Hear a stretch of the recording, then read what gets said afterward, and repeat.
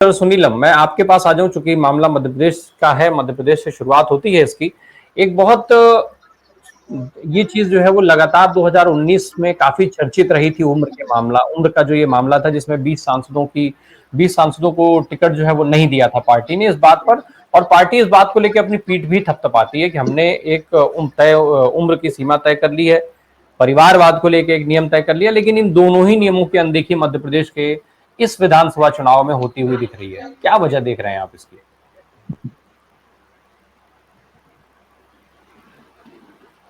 आप तो राय साहब सब जानते हैं कि ये जो उम्र वाला मामला आया क्यों था। ये किनारे लगाना था जो है अडवाणी जी को, मुरली मनोहर जोशी जी को, उनकी पूरी टीम को। तो ये पूरा का पूरा मामला, इसका कोई संबंध नहीं था। ये कोई आरएसएस वगैरह ने परामर्श दे दिया इसलिए कुछ हो गया, ऐसा नहीं। ये बाकायदा निर्णय था। मोदी जी और इन लोगों की, इनकी टीम ने मिलकर के निर्णय किया कि ये जो है इनको मार्गदर्शक मंडल में अगर रखना है तो कैसे इन्हें मेन स्ट्रीम पॉलिटिक्स से बाहर किया जाए। तो वो एक साजिश थी और उस साजिश के तहत इन लोगों को बाहर करने का काम किया गया। उस साजिश के अंदर मतलब आज जो लोग राज कर रहे हैं उसके प्रमुख लोग उसके अंदर शामिल थे और उसके शिकार वो सब लोग थे जिन्होंने भारतीय जनता पार्टी को 2 सांसदों से लेकर के सरकार बनाने तक की स्थिति के अंदर पहुंचाया था।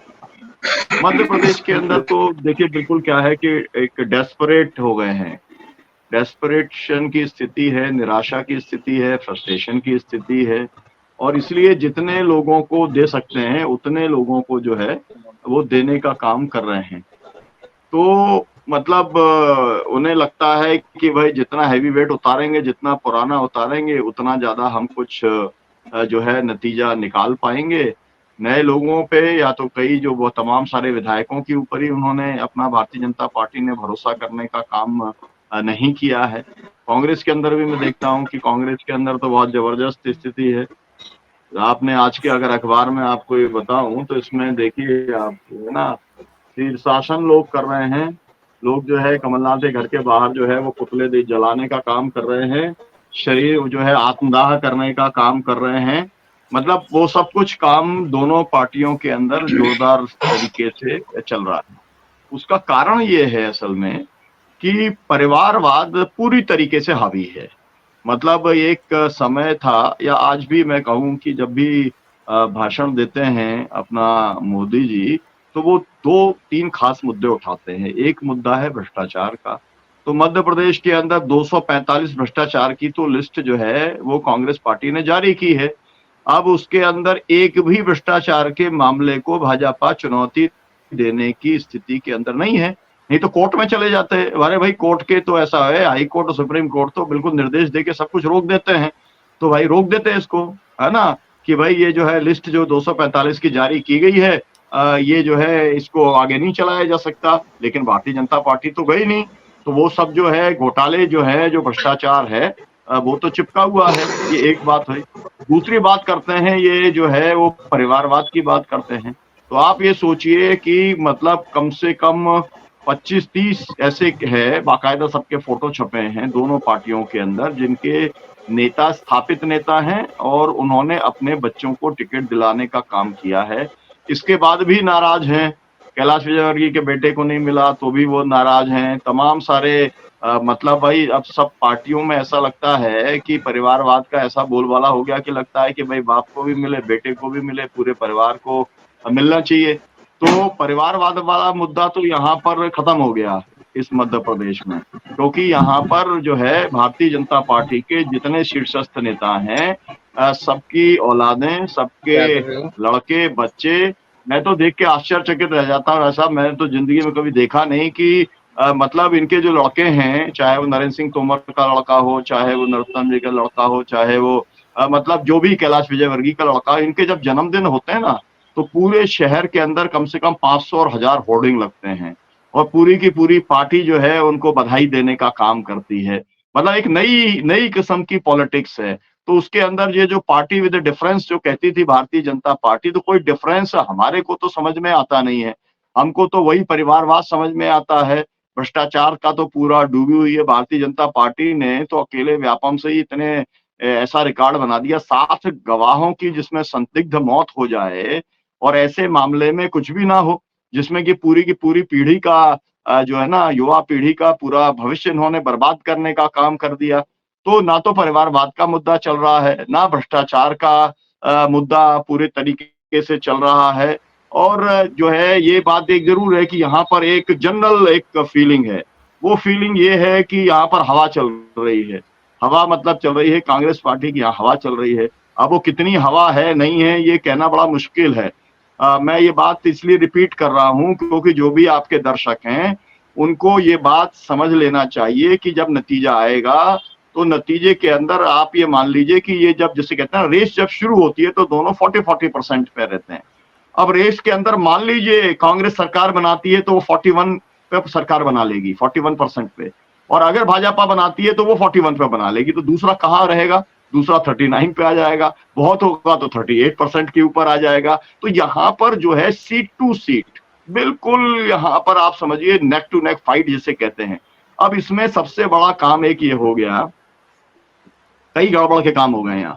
गड़बड़ के काम ये हो गए हैं कि बीएसपी ने जो है गोंडवाना के साथ में समझौता करके जो अपना लड़ा दिया है, तो मतलब मेरे पास ही आए थे, वो एक निवास है वहां पे, जिला पंचायत के उपाध्यक्ष हैं गोंडवाना गणतंत्र पार्टी के। अब पिछली बार उन्हें 35,000 वोट मिला था। अब आप मेरे को बताइए, वो आदमी तो जीतने के कगार के ऊपर है ना। अब आप ये देखिए कि मैं जैसे बगल में बैठा हुआ हूँ अभी ना, मैं मुल्ताई में हूँ अभी, और बगल में मेरे पांडुरना जो नया जिला बना है। अब वहां पर जो है पार्टी का मामला नहीं है, लेकिन वो कैंडिडेट जो है वो लोगों को मतलब लोगों की नजर से उतर गया है कांग्रेस का। अब वहां पे बात चल रही है। अब यहाँ पर एक वो लड़की जो मनमोहन शाह भट्टी हमारे मित्र थे, विधायक साथ में थे, है ना, गोंडवाना के वो थे, उनकी बेटी लड़ रही है, भाजपा ने दे दिया उसे। वो चाहती पहले कांग्रेस से थी, अब उसको दे दिया टिकट। तो मतलब ये है कि मामला इतना ज्यादा बिगड़ गया है। अब समाजवादी पार्टी जो है, समाजवादी पार्टी 43 सीटें डिक्लेयर कर चुकी है। समाजवादी पार्टी ने जो है 43 सीटें अगर की है, और 13 जिले जो पूरे यूपी के साथ में जुड़े हुए हैं, समाजवादी पार्टी ने पिछली बार, है ना, 6 उम्मीदवार ऐसे हैं जहां पर की मतलब 35 से और जो है 45,000 तक वोट लिया था। 35,000 से 45,000 तक वोट लिया। अब ये जो 6 सीटें हैं, अब इसके अंदर कम से कम मैं आपको कह सकता हूं दावे के साथ और 10 सीटें बढ़ने वाली हैं, जहां पर की 35,000 से 45,000 के बीच में वोट समाजवादी पार्टी को मिलेगा। तो अब अगर ऐसी स्थिति होती है तो अब कौन उसका शिकार बनेगा, है ना, क्योंकि चुनाव तो जातिगत समीकरण के ऊपर होते हैं। मध्य प्रदेश के अंदर जातिगत मतलब जो है इसका यहाँ बहुत चर्चा नहीं होती है। पूरे देश के अंदर ये माना जाता है कि जातिवाद जो है वो सबसे ज्यादा यूपी बिहार के अंदर है, लेकिन मध्य प्रदेश के अंदर भी 100% जो है जिलों के अंदर जो पार्टियां टिकट देती हैं वो जाति के हिसाब से टिकट देती हैं। तो अब अगर जाति के हिसाब से टिकट ऐसा दे दिया कि कहीं पर अगर मान लीजिए किसी एक जाति का बाहुल्य है और कांग्रेस बीजेपी ने अगर वही जाति के टिकट दे दी और समाजवादी पार्टी ने एक गैर उस जाति का टिकट दे दिया, तो आप समझ लीजिए कि वो एकदम शूट करेगा, है ना, जीते ना जीते लेकिन बहुत ऊपर तक चला जाएगा। तो मेरा मतलब ये है कि वैसे आम आदमी पार्टी आ रही है, आम आदमी पार्टी के पास में मेरी जानकारी में इस तरीके से आया है कि देखिए जितने लोग जिनको कांग्रेस और भाजपा से टिकट नहीं मिला, इसमें से कुछ लोग ऐसे हैं जो उन्होंने घोषणा कर दी है जी हम तो चुनाव लड़ेंगे। अब वो घोषणा करने के बाद में उन्होंने सबसे संपर्क किया। अब ये कॉन्टैक्ट का मामला भी रहता है, किसी का बीएसपी से है, किसी का आम आदमी पार्टी से है, किसी का समाजवादी पार्टी से। तो सब जगह से वोट जो है टिकट कबाड़ने की कोशिश कर रहे हैं। अब जिसको मिल जाए, तो इसमें ऐसे भी कम से कम 20 लोग हैं, मतलब रादर ज्यादा ही होंगे, और ऐसे 10-12 जो है वो भाजपा के भी जो लोग हैं जिनका टिकट कटा है वो लोग हैं। तो वो किस पार्टी से टिकट मतलब पा पाते हैं और वो किस जाति के हैं, और वहां पे जो कांग्रेस भाजपा के उम्मीदवार किस जाति के हैं, इससे पूरा मामला बनने वाला है। तो अब डिपेंड ये जी, करेगा कि कौन बेहतर ढंग से चुनाव मैनेज करता है।